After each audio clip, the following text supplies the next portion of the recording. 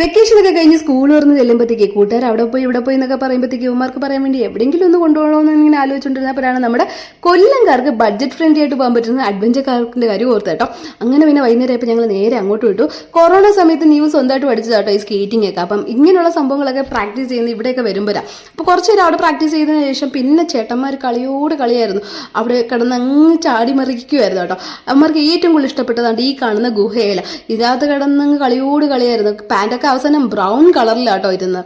ഈ ചേട്ടന്മാർ കയറുന്നതിൻ്റെ അകത്ത് എല്ലാ അനിയന്മാർക്ക് കയറണമെന്നുള്ള ചെറിയ വാശിയുള്ളത് കൊണ്ട് തന്നെ എല്ലാത്തിലും വലിയ അവന്മാരും കയറുന്നുണ്ടായിരുന്നു. ഞങ്ങൾക്ക് ഉണ്ടായിരുന്ന ഏറ്റവും വലിയ അഡ്വാൻറ്റേജ് എന്താണെന്നറിയാം, ഞങ്ങൾ ചെന്നത് ഇത്തിരി താമസിച്ചായതുകൊണ്ട് തന്നെ അവിടെ നമ്മളെ പെയ്ഡായിട്ടുള്ള സാധനങ്ങളൊന്നും കയറാൻ പറ്റിയില്ല. നമ്മുടെ ട്രെയിന് അങ്ങനെയാണ്, അത് കുഴപ്പമില്ല. പക്ഷെ അതിൽ കയറിയില്ലെങ്കിൽ തന്നെ എന്തുമാത്രം ആക്ടിവിറ്റീസ് ആണെന്ന് പറയും. ഇഷ്ടം പോലെ ലാഡേഴ്സ്, ജിം വർക്കൗട്ട്സ് പോലത്തെ ഐറ്റംസ്.